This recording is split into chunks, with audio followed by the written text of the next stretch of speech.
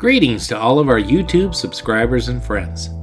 Welcome to episode number 127 of If This Car Could Talk. We're so glad you joined us today, and this week's feature car belongs to the longtime second owner of what nearly every car enthusiast would consider their dream car. A big block, 4-speed, mid-60s Corvette Roadster. But not just any big block, but a numbers-matching 427. As you'd expect, it performs as good as it looks and sounds. Today, owner Don Mayer will explain the story of this prized family heirloom. So sit back and enjoy today's feature, and be sure to give the video the thumbs up and share it with everyone you know. Let's go for a ride. The sound, there's no question the sound is it really sounds pretty damn good. So that's what I like the most about it. And driving it now, my goal is to do the Pacific Coast Highway with this, top down, and just go.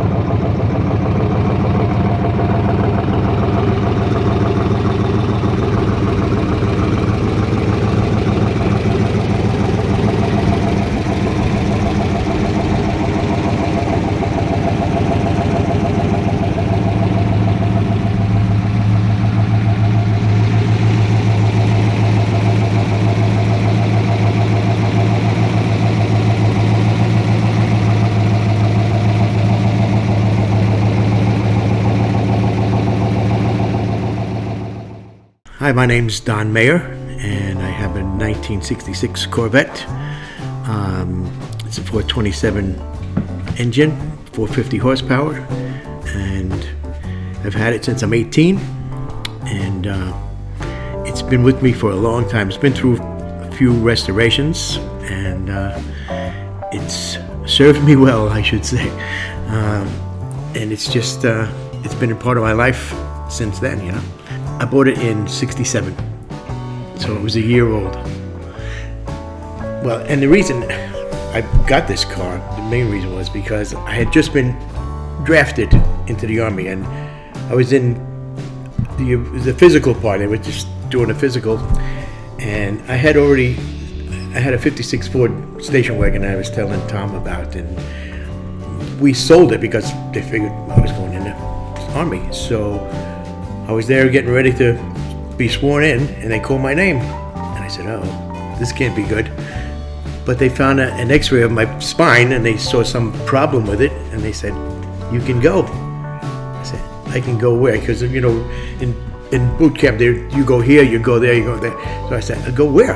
He said, you can go home. I said, you sure? He said, yeah, go home.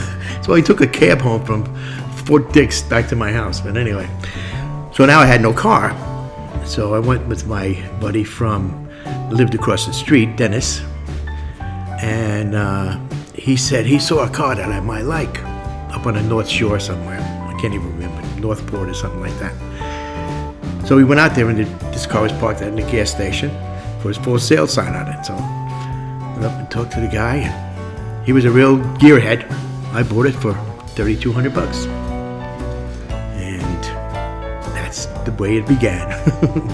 The paint, yeah, I had that done about 12, 13 years ago before we came out here, and it's called Nassau Blue. The story behind the Rainbow Flakes is that I worked in a union shop. I was the foreman in the shop, and one of my guys had one of these huge toolboxes in orange with metal flake in it, with the Rainbow Flakes in it. So I took one of the drawers to the body shop. I said, can you do this with my paint? He said, sure. So he come up with a couple of samples. I said, that'll do it. So Nassau Blue with Rainbow Flakes.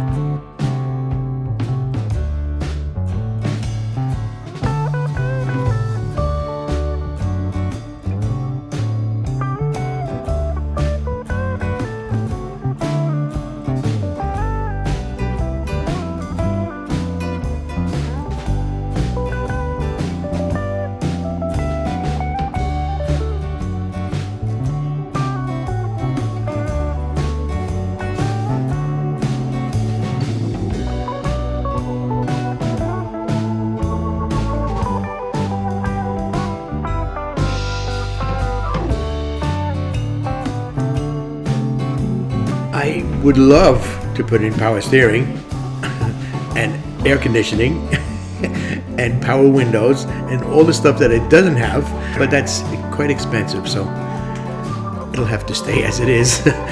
Basically, yeah, I don't think, I mean, I've done lots of work. I put new trailing arms in the back and, you know, springs and front end work and all that stuff, but I think it's good to go.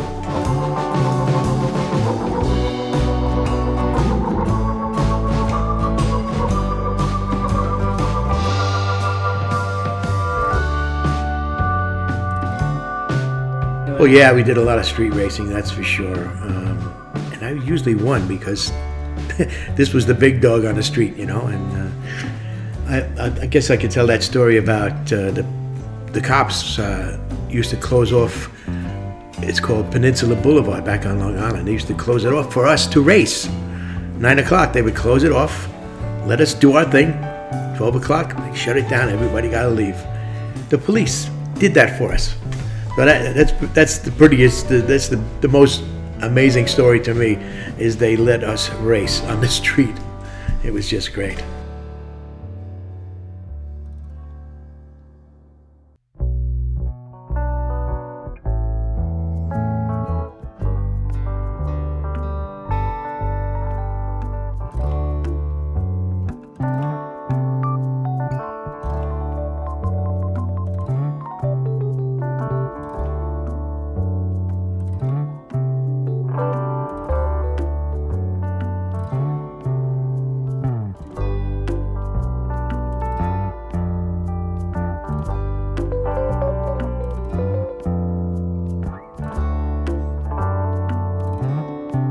My grandfather, as you can see, he was getting kind of old, and he was more of a machinist than a car guy. But I mean, he could do just about anything.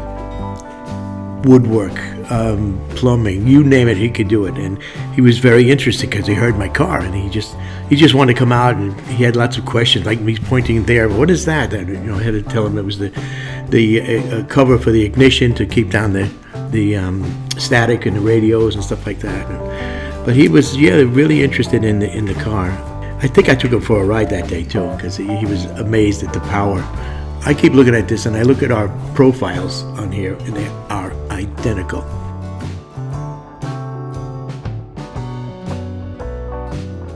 This is our second marriage, and we were trying to save some money on the wedding, and we were looking for limos, and my wife was looking for limos at the time, and I said, man, we don't need a limo. We go in the Corvette. So that's how we did. We loaded ourselves with that huge dress that you had on into this little car, and that was our limo for the day.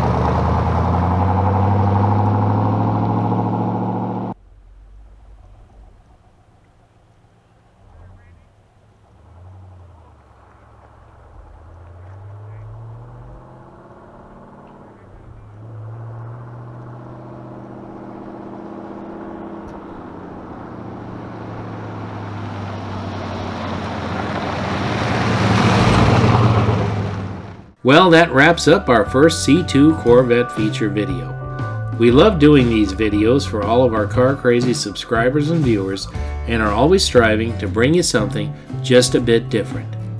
Join us this next Sunday as we feature a car enthusiast who, along with his wife, has lovingly preserved and carefully maintains their family heirloom, 1966 Pontiac GTO convertible.